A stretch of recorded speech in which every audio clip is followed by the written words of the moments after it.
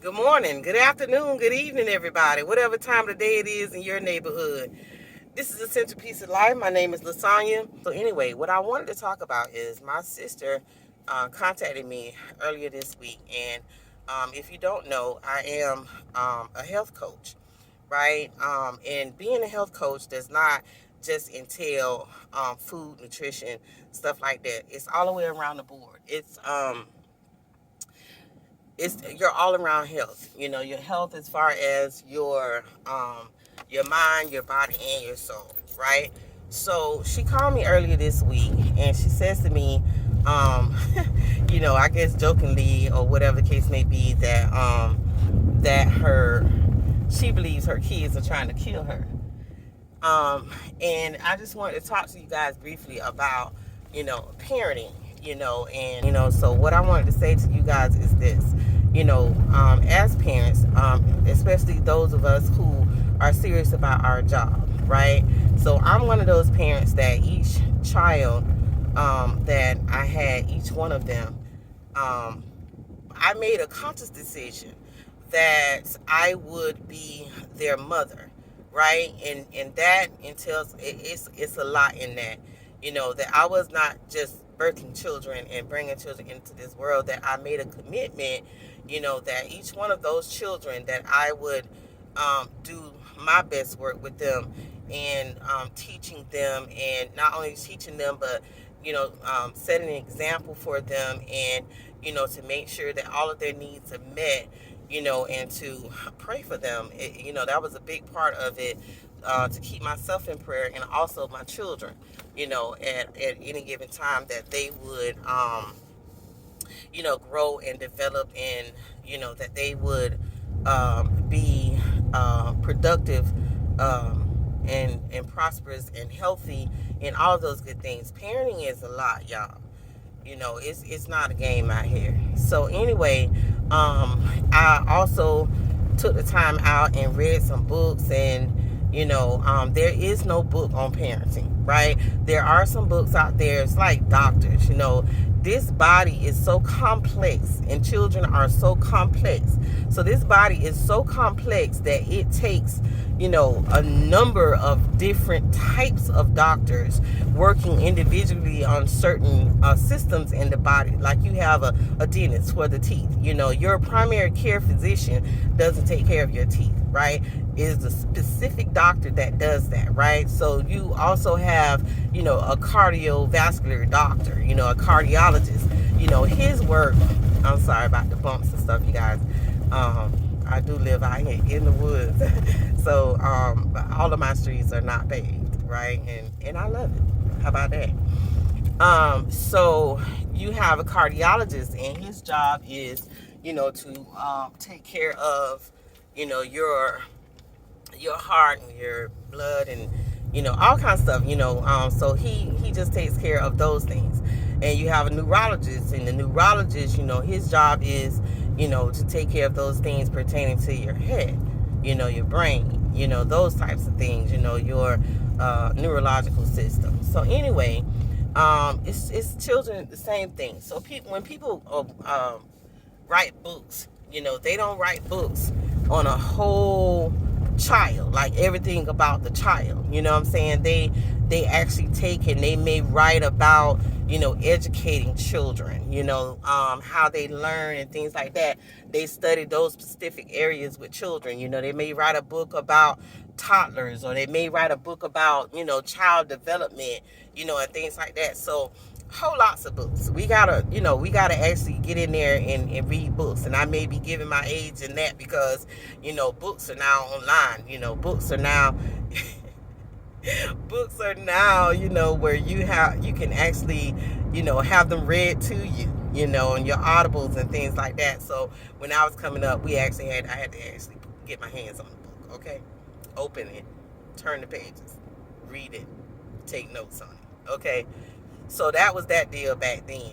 So anyway, I had to, you know, the go to a lot of different resources with children, and learning about, how to best serve my kids, how to, how to be the best parent that I can be, the best mother that I can be, and make sure that all of their needs are met, so I did that, and I really took it seriously, being a mother.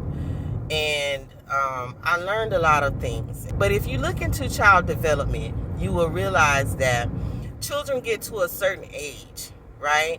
They get to a certain age, and I can even, at some point in my life, I actually, even looked at Jesus when he was about 12 or 13 years old, so the book reads. His mama and his daddy, they was all, they left Jerusalem, and they realized when they got down the road that he wasn't with them. They was expecting that he would follow with the family, and stay with the family and, still be a child. But, they had to actually turn around and go looking for him, because he wasn't on their heels. Like some children, eventually they get off the breast. They're not 20 years old on the breast. You know what I'm saying? At some point, they break away. Okay, they form their own thoughts about stuff, and you just got to hope and you got to pray that you've taught them and you've shown them and you've given them the tools that they would need, to move forward in their lives. So when they get to a certain age, yes, they tend to friends are more important, and what others say, they're more interested in than what their parents are saying, because their parents, what else can you teach them? I mean, my goodness, you've been teaching them for 12 years. These teachers, they have them for 1 year for some portion of that school year, certain hours out of the day. But 12 years you've been teaching them, 12 years, you got to really make good of your time. All of you, prospective parents or new parents or whatever the case may be, you got to make really good use of your time, because there comes a time when they're, you need to be done taught them. You need to be done work with them. You need to be done listen to them, and you need to be done, talking kind of country right now, but that's where I'm at, okay? Because it comes to times when they're gonna break away, okay? And there used to be a time where parents would resort to forcing their kids to do things, and I'm not saying anything bad. What I'm saying is forcing them to go to bed, forcing them to eat their food. It's come to a time, I'm just saying something simple, forcing them to wear clothes that are appropriate for the event or the task that they need to do, and disciplining them in certain ways. Well, we've come a long way. We've come a long way from belts and extension cords and water hoses and and broom handles and certain things a lot of parents used to do to try to keep their kids, under their control. But eventually, they break away. So beating these kids don't work. I'm just gonna tell you that. I could tell you from my own experience, beating them kids don't work. Okay, I don't know if I can be dating myself right now, but anytime that your parent take a hand to your face, I don't know if you remember, what I'm saying, but it makes you angry, and it turns you against your parents, even if for a moment. And some of them things you never forget, and you lose trust. The kids will lose trust in you doing those types of things, so disciplining them is one thing, but when they get to a certain age, they need to learn self-discipline. That will take them so much further, for them to understand the task at hand. You must be self-disciplined. It would take you a longer way in life. Even as adults, some kids, they grew up and they hate discipline. They look at discipline in a whole nother way. So when you talk to them about self-discipline, they don't even want to hear you, because the way that they look at discipline is, forcing them. But they have to learn how to force themselves, past their mood, past their feelings, past their thoughts, and all of that good stuff. They have to learn how to self-discipline, and so we want to teach them that, and if you have not gotten to the point where you have learned self-discipline, and maybe you need to pick up a book, okay, and try to figure out how to, develop that in yourself. And perhaps after you develop how to, learn self-discipline, then you can teach those children, how to do it too. Self-discipline. So, it's very important, family, because if you don't learn self-discipline, you're going to have a hard time, even getting up, going to work. Okay, that's discipline, you're going to have a hard time making food, preparing food for yourself. It takes discipline, self-discipline for that. That you eat the right foods, that you buy the right foods, that you're, even in your finances, self-discipline is very important, to learn how to do those things that you need to do in life, even hair care, skin care, keeping yourself and your body, self-care, it takes discipline, right? So, all of those times as they're growing up, we're telling them, every day to take a bath, and every day to brush their teeth, and every day we're, digging on them about, brush your hair, we're digging on them about those things. Like, we're teaching them to do what we tell them to do, but we're not teaching them to do those things themselves without being asked. They must have self-discipline. So we got to teach them that as a child. You see what's going on in the school system today, where they it works, you know what I'm saying? But you got to learn first, right? Those teachers, they got to go to school, and they got to figure out how to, teach those children, in a structured way, okay? And we, the parents, are the first teachers. We're the first teachers. So we have to learn how to do it in a structured way. As they get older, you expect that they will be tying their own shoes. You expect that they, at some point, that they would brush their own teeth. You don't have to do it. You don't have to tell them how. You taught them, they do it, right? We have to teach them, in a structured way as they get older. Then you can move past, telling them to go to bed, because eventually they're going to figure it out. Okay, they stay up late at night, and you tell them to put the game down, or put the phone down, whatever the case may be, turn the lights off, whatever, they'll learn eventually, okay? Like my daughter, she's in school right now, and if she hasn't learned how to get some rest, put everything down, and it's a time for everything, if she haven't learned that, she gonna figure it out, okay, real soon. All of those things will be brought back to her memory. My mom said, that rest is important. Yes, and if you get a good night's sleep, your next day, if God's willing, your next day will be much, much better if you get a good night's sleep, okay? If you get at least a certain hours of sleep. It's been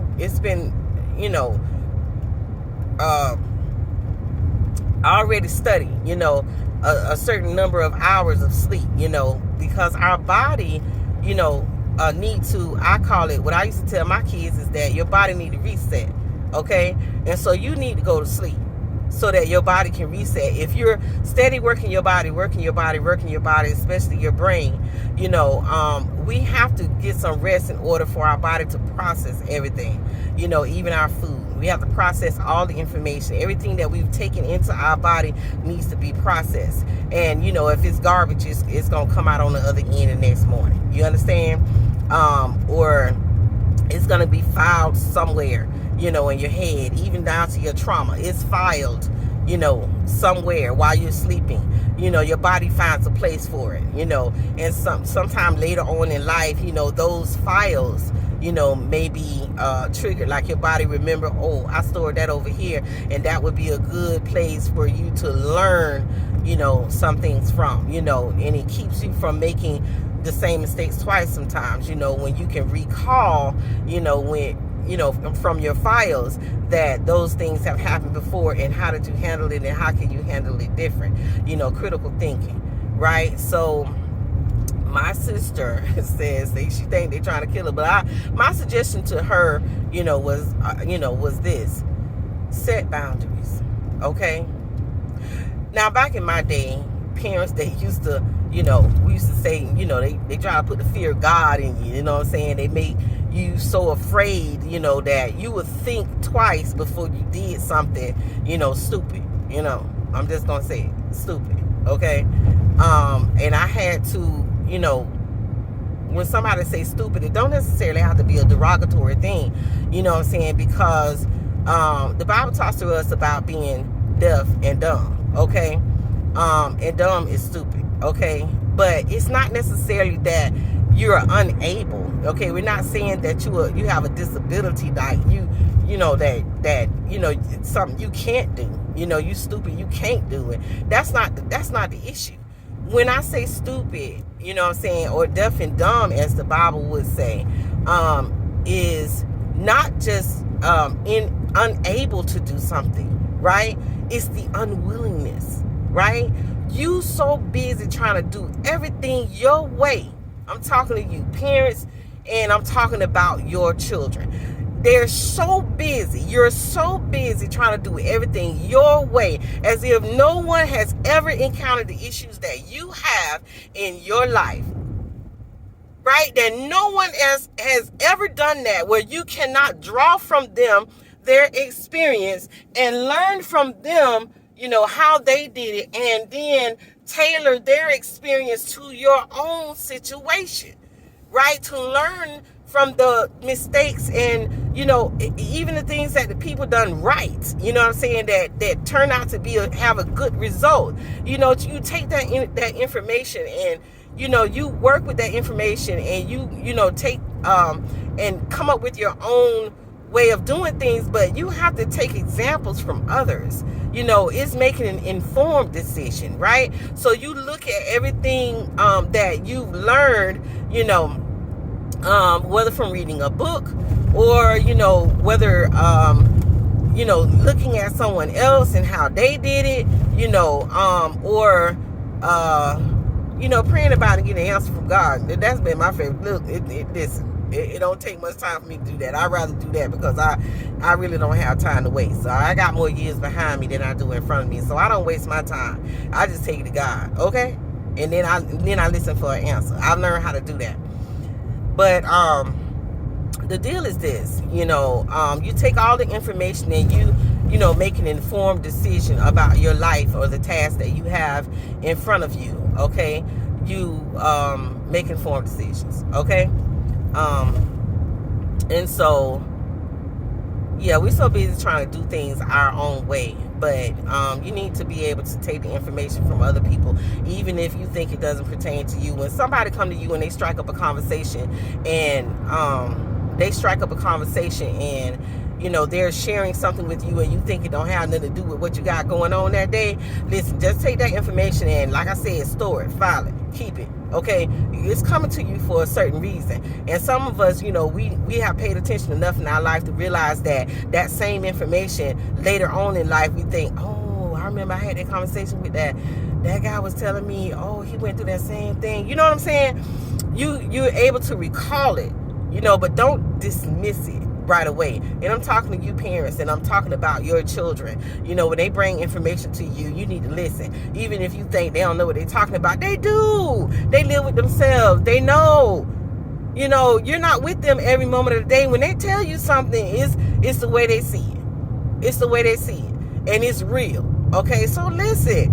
When you're talking to your boss, you know what I'm saying, you trying to share some information with them, and they dismiss you, and you don't know what you're talking about, and you're not in the position that they're in. You have no idea what it takes, and this, that, and the other. Well, you're telling that from your own experience. You know what you're talking about, okay? So those children, they spend time with themselves, okay? They spend more time with themselves than you spend with them, okay?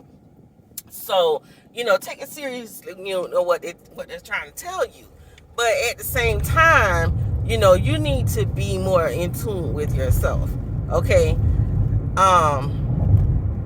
Your own activities, your own life, you need to pay attention. You need to pay attention. Is it that, you so busy doing what? What's more important, than listening to your child? Because, sometimes you only get one shot at it, y'all. Sometimes you only get one shot at it. You get one shot at it, okay? One time to listen, because they done built up the nerve to even come to you. You know what I'm saying? And you need to listen, okay? And, me as a military veteran, I had a couple soldiers, underneath me, and I had to share some things with them. And, everybody don't learn the same way. So I figured that out. But when my soldiers are having problems, right? I don't know they having problems. All I know is they late. Okay? All I know is they half doing the job. Okay? All I know is they're not following the instructions that I gave to them. All I know is, the task is incomplete. Okay?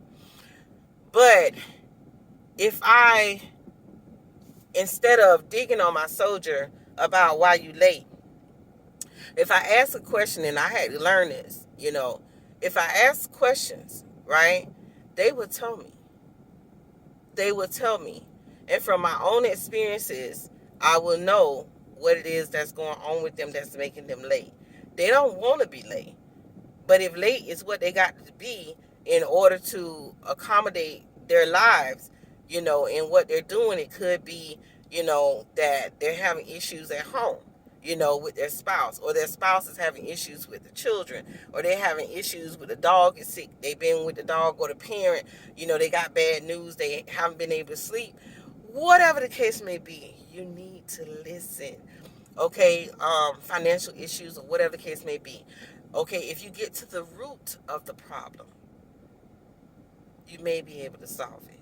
Okay, if you get to the root of it, there's a reason why they're showing up late. It's a reason why they're not sleeping at night. It's a reason why, they're standing in the mirror, in the morning and just looking at themselves and not brushing their teeth. Like, hurry up and brush your teeth. Hurry up and do this. Hurry up and do that. It's a problem, yo. And you need to pay attention, family. You need to pay attention to your children. You need to pay attention to your own life. You let things go, and you don't address the issues that you have when you have them, and you let it go on and on and on and on, and it's not going to get any better. Okay? You have to take care of your issues. So anyway, I told her she needs to set boundaries, basically for herself. Now, I could talk to her about children. I have 4 of them. They range in age. My son will be 33 this year. And my youngest one, she's 18. And I've been taking care of children since I was 7 years old. And that was a long time ago, y'all. It's a long time ago, and there was a point in my life where I had no less than 9 children in my house at any given time. As they were growing up, all their friends, everybody, their cousins, everybody, from the church, children, everybody, used to come to my house. I had clothes for children in all sizes, shoes. I always had brand new packs of underwear. I just always been that person who knew how to shop and knew how to get things, and always had food. And I cooked. I cooked breakfast, I cooked lunch, I cooked dinner, for my children. I did those things. I ain't know no better. Y'all. I, my kids, I didn't even buy junk food. Okay, they ate. If they wanted a cake, I baked it. You know what I'm saying? And pies, everything. Their snacks were things that were cooked in my oven and cooked in my stove and things like that. Jello, in the refrigerator, whatever. They had those things. So anyway, the children, they would come and they would hang out at my house, and sometimes they would get to my house, and I just stopped asking where your mama at. Okay, I just stopped asking, is your grandma home? I just stopped asking those questions. They didn't call me. They didn't check. They didn't leave no clothes for their children. They ain't even asked me if I had food. Them kids would be at my house 2 or 3 days at a time. This is extended family, so they knew me. What I'm saying? It's not like I was a stranger. But all the kids. So anyway, I've been doing this a long time, y'all. Long time. And so, but I told my sister, you gotta set boundaries. I'm not talking about putting the fear of God in your children and make them scared of you and things like that. No, because they need to be able to come to you. They need to, when they have an issue, they need to be able to trust you, that you would listen and that you would help them resolve the issues that they have. Okay? But at the same time, they do need to fear God, because it's a terrible thing to fall in the hands of an angry God. You need to make sure that you teach your children about the love of God, but also about the fear of God. Okay? Not the fear of you. They need to respect you, but not necessarily be afraid of you. Because who you are is who they will become. It's very important for you to teach them, how to love themselves. You have to love them first. You have to show them what love looks like and what love feels like, you know, um, from you. Okay? But set boundaries. You let them turn run over you now. Mm-mm. Don't let them kill you. Mm-mm. Don't let them stress you out so much. So, and sometimes they have no idea what they're doing. Okay? And then they get older, and they push boundaries, right? But set your boundaries, and let them know who you are, and what you represent in their lives, and how you can help them um, all throughout their life. Parenting never stops, y'all. I had to find that out soon. It never stops. Even though they get to the age where the government say that they are adults. Okay? I used to tell my children all the time, be a child as long as you can. Because once you become an adult, you're an adult for the rest of your life. But it was my job to get them there and to make sure that they were prepared, for life. They in math and science right now, they don't need to know what the inside of a frog looks like.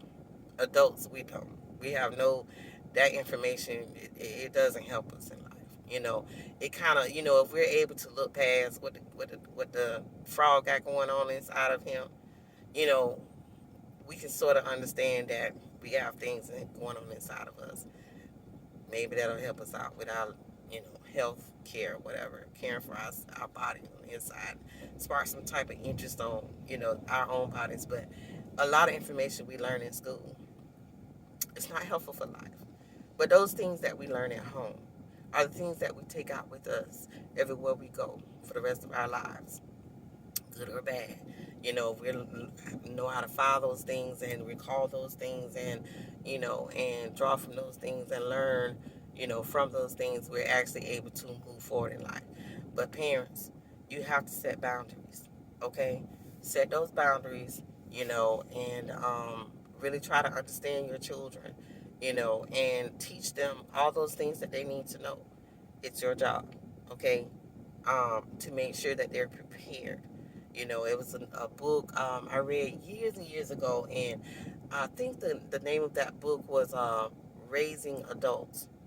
Okay, it's a child development book, child parenting book, and it talks about they come into this world children, right? But we're raising them not to be children. We're not raising children. We're raising adults. Everything that we teach them from the time they come out the womb, to the time that they step out into the world, we're raising them to become adults. We're raising adults, these little people, right? These things they have to know, to continue to treat them as they're already children. But we're teaching them, to become adults, raising adults. So I don't know if you can find that book out there somewhere. I'm sure probably by now they got it in the Audible. You can ride along to and from work with that. But Raising Adults, that's a really good book. That's one that I can remember. It was a really good book. I don't think I finished the whole book. But yeah, I get the gist of it. Even in the title, Raising Adults, it was a really good book. So I learned a lot from that book in particular. That was a long time ago. But anyway, kudos to you guys. I'm going to put up some video today. I'm going to get some gas right now, but I'm going to put up some video today in my shopping expedition. Like I said, I'm going out today on a 90% off barbecue, and it's mostly drinks. And, like I said, freezer pops and things like that, things that the kids can be hydrated on and stuff like that. So I just thought it was fitting for me since basically what I'm doing is going out and getting things today for that would benefit the kids, even my adult kids. even my husband. So anyway, those drinks. So I will show you today some footage from my shopping trip, but I really wanted to talk with you today about um, parenting, and that's a part of your health, for you to be able to be, have some peace, okay, in your life as a parent. You got to set boundaries, okay? Teach them children what they need to know, okay? We teaching the children, but we are raising adults. One day, those little people are going to be out in society, and we want them to be prepared. But at the same time, you ain't gonna disrespect me. At the same time, you ain't gonna stress me out. Okay? At the same time, you ain't gonna kill me. Okay? Not emotionally, not physically, not spiritually.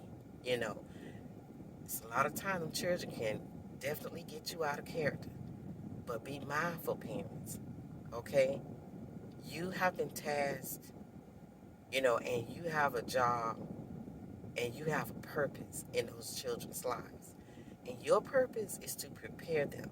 So if you have taught them, you have told them, and you have showed them all that you can, then you need to give it the rest to God, okay?